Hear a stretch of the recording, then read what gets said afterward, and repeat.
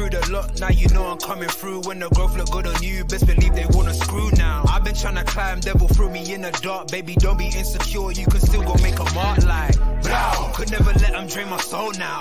Blow. Table turning like doorknobs, wow. Blow. I think I'm about to set sail. I'm a walking, living legend, walking with my chest out. Life keep dealing me cards, I keep feeling it.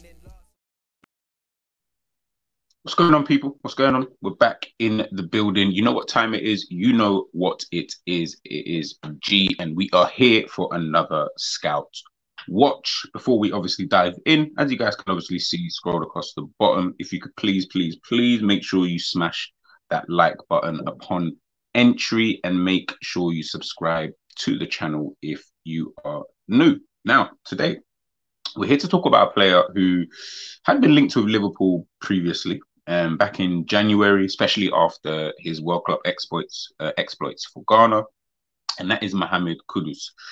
Now, Kudus obviously plays for Ajax. As I said, you know, you guys would have seen him playing for Ghana at the World Cup. Really good performances for Ghana. Unfortunately, they weren't able to progress through the tournament, but he's had a really good season for Ajax this season. Now you can see on the screen 42 games, 18 goals and 6 assists. You know, he's a bit of a, don't like using these football manager terms, but he's a bit of a Mazzala / advanced 8, but he can also play on the right wing and he can play up top. And I think player of this kind of versatility, you know, someone who, not even just for Liverpool, to be honest with you. This is really for any other clubs, you know, maybe in Arsenal, potentially Manchester United, heck, even potentially a Chelsea. You know, I think when you've got a player like this, now he is, in my opinion, the definition of a project player, because he's got all the ability. Again, he's got the stats to obviously back it up and stuff like that. But he's got that ability, he's got that raw ability, but then he's got the flashes of, he looks like he's matured and he looks like he's ready, you know, to potentially play for a top team. Now, I don't know what his contract situation is at Ajax. Don't know if he's going to go this summer. You know, again, there are still clubs who are floating around, you know, looking at him for this summer, and he might potentially be on the move. But when we're looking at someone like a Kudus, and obviously just for the purposes of this video, if we're looking at him like in Liverpool setup, I think he'd be a player that would, I can see why Jurgen Klopp would definitely be interested in someone like him, because really just because of that versatility that he does obviously possess. Now, I had my doubts about him, you know, previously. Again, you know, even watching him, you know, I would say this season I've watched him closely. Fellow Ghanaian as well, so decided to have a little look at him, especially before the World Cup, but mainly because there was, again, a lot of talk about him as to, you know, what type of a player is he, where could he potentially fit, and then there was obviously the talk about, you know, reports that we might be looking at him and stuff like that. But when I'm thinking about it, I can see why, you know. And big up Jerry James, big up Jerry. He's obviously spoken glowing terms about Kudus, and we got to see him up close, you know, this season when Ajax Champions League, and he scored that brilliant goal against us. I think that was at Anfield. And even just watching him play, the kind of movement, he reminds me of a left-footed version, almost of a Jota. You know, I think he's got really good finishing. He can finish in, well, we saw the goal against us. You know, he can finish in different kind of angles. He's got that kind of array of shooting. His technique is really good, and he's quite unexpected, very unorthodox type of individual, but quite unexpected, you know. And that's exactly how I would probably describe as Diogo Jota. You know, someone that you wouldn't think would be able to get in on the end of chances, you know, in terms of a header, or, you know, scoring from a tight angle, getting himself in positions where you think, bloody hell, of all the people, how did you get there? And that's exactly how I see it. Kudus. Now, the difference, obviously, between the two players is not only can he play on the wing, but he can also play in that kind of central number 8 position. And I think that's where, if we're looking at, and obviously just purposely for this, I would say more on the right central midfield position. And again, that's a position that he has played, you know, for Ajax. Again, I can kind of see why. Now, I'm not going to sit here and lie and tell you that I'm 100% sold on him. I'm not going to say that, but I can see why people are. Looking at his heat map, obviously for Ajax this season, as I said, mostly in that right central midfield position / right wing. So again, having someone who's also left-footed, I would think that he would almost be if he was to come in, that I would think that that would not signal the end, but it would then be very difficult for someone like a Harvey Elliott to be able to really, find a way for him in the team. If I'm being honest with you, I think someone like a Kudus he's got a bit more quality on the ball than Harvey Elliott, but I would probably say Harvey Elliott is better on the defensive side of things than a Kudus. Kudus isn't really that type of player. Not to say he couldn't, of course, become one, playing for Liverpool, but that's just not really where his strengths lie, if I'm being totally honest with you. And I think, when we're looking at it, as I said here, you can see the positions that he does like to take up. It is obviously mostly on that right-hand side. And of course, through the middle. When you're looking here at some of the metrics, some of the stats, from him, successful take-ons, really, really good. He's at the 99th percentile. Touches in the attacking penalty area, 96th percentile, 6.27 touches in the attacking, in the opposition box. And the take-ons, again, it's the 4.57 take-ons per 90 minutes. He's got a pass completion of 85.5%, ranks really high. Non-penalty goals, ranks really, really high. So you can see here, just by looking at this quickly, he is a player in the attacking sense, would be really, really good. And I think when you've got someone like that in your team, it again, I said this before, and big up Ends as well. I've said this on his show, and I've said this on quite a few shows, and just in a general sense, it all comes down to Jurgen Klopp. It comes down to how Jurgen Klopp wants to play, how he wants his team to set up, the kind of roles that he's giving to certain players in order to really see the best of them. Now, not every player, I think, is going to be able to play really to the best of their abilities, because I think that we've got a system at this current moment in time which is really just catered to one player, and that's Trent Alexander-Arnold. So the other players I feel are there to facilitate that. Again, if it then helps, because then you've got Trent, who's obviously a top player, and he's going to then be able to come in, do his thing, and etc. etc. Is that then going to come to the detriment of other players? Are we not going to see the best of other players, i.e. a McAllister, a potential Kefren Turam, or a Kone, Gravenberch, Viega, all these kind of players that we've been linked with? Are we going to see the best of them? Because the system's not going to be tailor-made for them. They're going to have to come in and really facilitate for one man in the team. And it's not even a goal scorer, which is obviously, quite funny. You see here, and obviously the positions that he does obviously like to take up, as I said here. Big up, I think it's Pythagorean Boots. Got this off their Instagram. Very, very good tactical page. They do a lot of YouTube videos. A lot of tactical analysis on a lot of these players, and very, very good insight on a lot of these players. And I did have a little watch of the one that they did on Kudus, and this was just something that kind of popped up. And as you can see here, this is the positions that when he is playing in that false number 9, again, a position that he can play.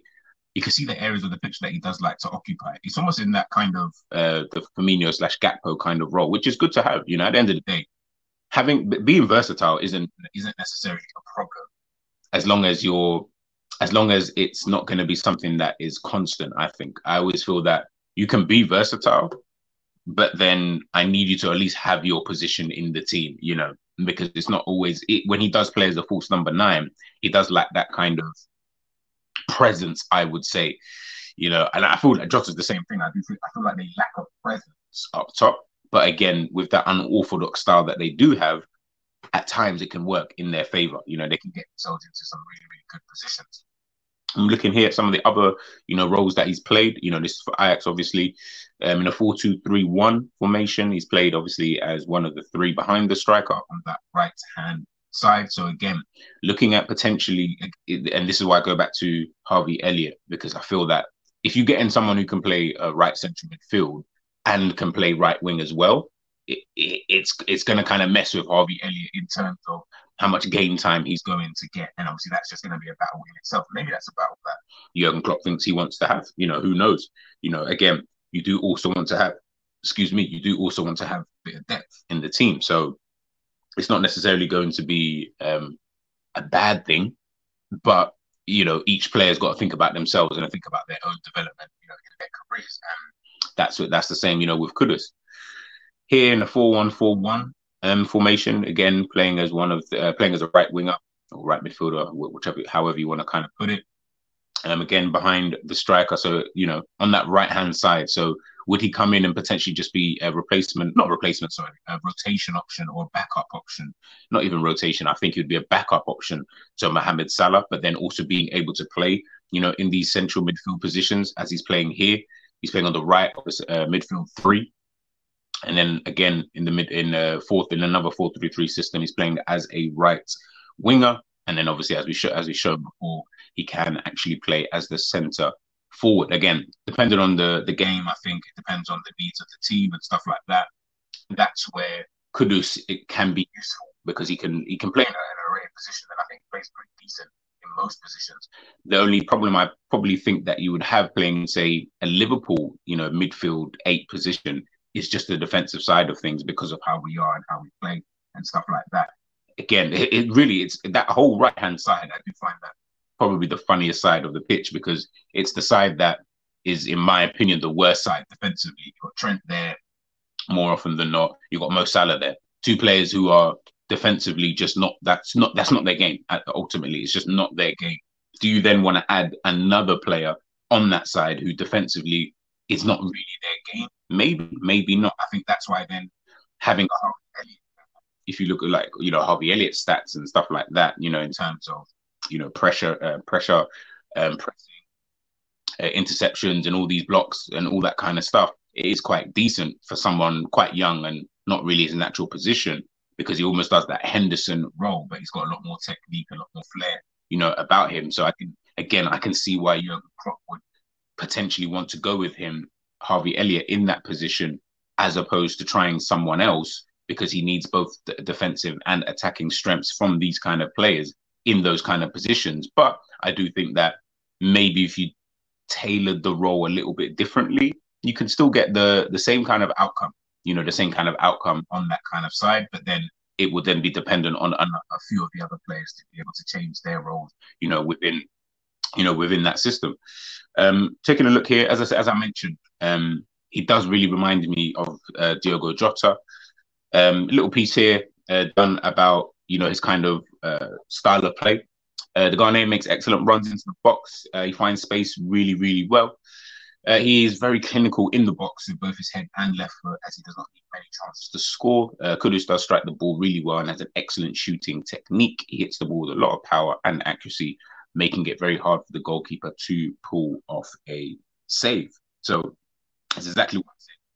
Referring back to Diogo Jota, these type of players that have the finishing ability of kind of a clinical striker at the bare minimum, but they're not clinical strikers, which is weird. Diogo Jota's not a clinical striker, but he can finish like a clinical striker when he's put into certain areas. You saw the goal that he scored in that 4-3 win against Tottenham, that late goal.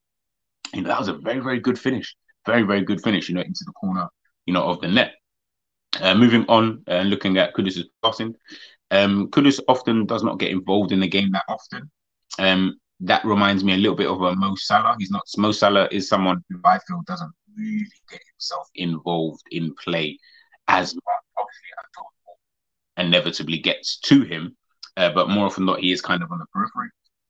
Continuing here, only having limited touches on the ball in the game. His short passing is good and consistent, but he does not have an extensive passing range, even though his long passing is decent whenever he does switch play. He mostly progresses the ball by runs rather than passes. He mostly progresses the ball by runs. So again, he's a player who, off the ball movement, I'm looking at that and I'm thinking to myself, okay, with the way that Liverpool play, I can see why Jurgen Klopp would be interested in someone like that. He's quick, he's got the acceleration, he can get in behind defenses, he's got decent dribbling ability, good finishing ability. So having someone like that potentially playing, if he is playing on that wing, having someone like that to come from out to in, left-footed, is almost going to be like a carbon copy of what Salah is currently doing. And he kind of plays the game a little bit like that when he's in that position. So again, I wouldn't be too fussed if we signed him. Do you know what I mean? Whether or not we'd be the best option, I don't know. Manchester United, maybe I could potentially see a position in there, but I feel like he'd be filling in a position that potentially Bruno Fernandes might want to occupy, in that kind of right central midfield, potentially right wing position. So again, it will just depend on how they kind of see it. Obviously, he's played for Ajax. Ten Hag knows Ajax, knows these players, so would maybe know how best to use him. So it could potentially work there. Even though his technique looks unorthodox, Kudus has a good dribbling, passing, and striking technique. As mentioned before, Kudus has an awkward first touch at times, reminds me of Mo Salah, but his impressive strength in both ground and shoulder-to-shoulder duels help him to maintain possession. Again, reminds me of Mo Salah. He is good at putting pressure on the opposition's backline as a striker, supported by his incredible speed. However, playing deeper on the pitch, Kudus struggles to maintain the defensive structure and to cut the passing lanes to the midfield. So again, and a bit like Mo Salah, obviously not as good, nowhere near as good. Whether he gets there or not, I don't really know. Hindsight's a wonderful thing. I don't think he would. I think he's the type of player that might need, again, like a Mo Salah, you need the other components to kind of fit what makes you good and to then highlight your strengths, within the game. If all the other components of the team are doing exactly what they need to do, then you'll see the best, of a Kudus. They're different. Players are obviously all different. Some players do need other players in order for them to look good or be good. Some players are just naturally, good. It doesn't really matter about, the other players around them. Kevin De Bruyne, Bernardo Silva, these type of players, Modric, the top level players, they don't really require other players to make themselves look good. They'll always be that good. They'll always, be quality kind of thing. Alisson, he's always been a top goalkeeper. He doesn't need us to be as shit as we were, the season just gone by. In order for us to know that, we know he can pull off saves. We know he can 1v1. He's good. He's been doing this, for ages. So him doing it this season, you're just seeing it a lot more. If I'm being totally honest, I wouldn't rate him any higher than I would have, this to any other season. So Kudus falls more into the category of he needs the other components in order for him to work, and then I think you'll see, a better player. Looking at his progression, in multiple opponent, in first phase possession, the midfielder is capable of progressing play by taking on his opponent and carrying the ball forward aggressively. Even though Kudus sometimes has an awkward first touch, his impressive physical ability allows him to maintain possession under pressure. While dribbling, Kudus seemingly has the ball on a string. Let's take this off, and it's very hard to dispossess the Ghanaian player. Again, just reminds me of Mo Salah. I'll be honest with you, he really, really does remind me of a Mo Salah. So if we were to get someone like him in, it is good that he can play in that number 8 position. But I reckon he'd be more. I would prefer to have him as a backup option to Mo Salah as opposed to Harvey Elliott. Elliott is naturally a right winger, of course, but in a Liverpool system, he can't be a right winger because of his style of play. That's nothing against him. It's just because of the way that we play. We require our wingers to be very fast, very direct, and go in at goal. Elliott doesn't necessarily do that for me. That's probably why Ben Doak looks so exciting to so many people, because you look at him, fast, direct, dribbling ability, technique, all of that kind of stuff, because that's what we require from our wingers. We don't need, unfortunately, we don't play with wingers who we need them to drop deep for the ball and can do potentially dribble and all of this kind of stuff. If we played that way, it would be a very, very good option out there. He'd be a very, very good option out there. I don't think that would even be a problem for people because you don't play that way. And everything is quite on the fast and on the counter attacks. You need to have someone who can get in behind defenses. I don't think Elliott is that type of player, and I think Kudus would obviously be, a better option in my personal opinion. But again, being able to then play in all these other positions as a number 8, as a false 9. It's able to then help out the team in games where we need to rotate and things like that. You can chop and change. And it also makes us a lot more unpredictable, because we are a predictable team, especially next season, we might just revert back to 4-3-3, which I think would be a bit of a big mistake if we do that. Are we going to become predictable again? Is it going to be the same trend? Robbo, everyone knows, goes down, let's go, sit in the low block, Liverpool won't be able to get past kind of thing unless there's an actual well-deep trend in terms of balls into the box. They'll keep putting on the pilot pressure, but you'll be able to hit them in the counter-attack. You've already got Van Dijk and Nate back there. It just becomes too predictable. I've just said all of that. If I'm saying that as a fan watching, I'm pretty sure the highly qualified managers in the Premier League and around Europe will also be able to see that. So, it's one of them kind of things. It is one of them kind of things. And obviously, this is just the statistics from this season, 42 games, I said, 18 goals, 6 assists, got himself 4 yellow cards.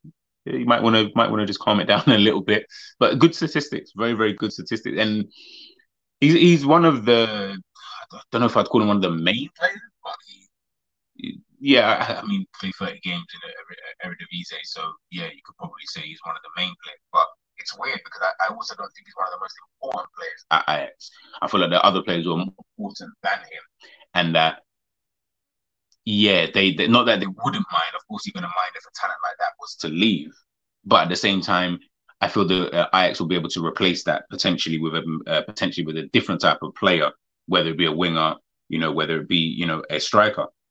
And just lastly, I took a little look at how would he fit in a Liverpool team. So this is obviously him in a front three on that right hand side. I've just put Gakpo and Jota there. I mean, if you want Nunes there, you want Diaz there, whatever, it doesn't really matter. Just to kind of show how I think he would potentially play. But having both Gakpo and Kudus, two players who do actually like to drop deep, I think they can also swap with each other. If I'm being totally honest with you, having Gakpo playing in that position, because then Kudus can still drop deep and help out in the midfield area. Do you know what I mean? So I don't think it'd be too much of an issue because he can actually do that role. Whether he can do it as good as a Gakpo or a Firmino obviously remains to be seen. And again, he does lack that kind of presence. But having seen him play a little bit this season, I can't see why he wouldn't be able to do that role potentially a little bit differently. He's very good on the half turn. He's very good at getting past it in tight spaces. Firmino was pretty decent at that. I don't really Gakpo's okay on the half turn, but I feel like Kudus might be just a little bit better. I don't more comfortable anyway. It looks a little more comfortable. Should I say Gakpo might have the better array of finishers potentially. And again, I think what would be major is the presence that Gakpo has, when he has the ball. But Kudus is he's no slouch either. You know what I mean? I think he's faster than a Gakpo. So he'll be able to get in behind when we need that. So again, playing on that right wing would be good. But then at the same time, he is strong enough to be able to hold off defenders. So I think all three of that front three would actually rotate quite well with each other. It looks quite unorthodox, that front three. As I said, people would maybe have Nunes or Diaz in there. But I think that front three would actually potentially work. As I said, he is the left foot version of a Diogo Jota. Why not play him alongside Diogo Jota and have that unpredictability that I was just speaking about? Again, looking here in this box midfield that we've been playing towards the end of last season. This is obviously with the players that we do have. I haven't added anybody else. The 3-2-2-3 formation. Again, he would fit on that right-hand side, drifting out to the right wing area. But again, it's just defensively where I'm just a little bit worried, in regards to how he'd be able to help out the team. But again, another area of the pitch, maybe if he's not going to be that good defensively, this is where McAllister, Fabinho, Trent will have to potentially help with that to be able to negate his defensive responsibilities, but at the same time to help him in the forward areas. If you looked at McAllister and you looked at Kudus, and you have to ask me, well, who's more likely to get you goals? It's Kudus every day of the week. None of these other players will even come close, in my personal opinion. It would be Kudus. So, again, another food for thought there. And then obviously this in the 4-3-3 formation, he'd be playing on that right central midfield area. But as I alluded to before, it is just defensively where he might just struggle. So he is going to need a lot of help from the Fabinhos. Trent is going to have stuff like that, just for that right-hand side. Defensively. But, it remains to be seen. It remains to be seen. Mohammed Kudus of Ajax, would you guys want him at the club? Do you think it would be a smart signing from Liverpool? Do you think it's a signing that Liverpool should potentially make with all the midfielders that we've been linked to, especially the ones who can play in that right central midfield area? Is he another one that we should potentially add to the list of players? Let me know what you guys think in the comment section. I'm G, that's a Scout Watch, done and dusted. I am outie.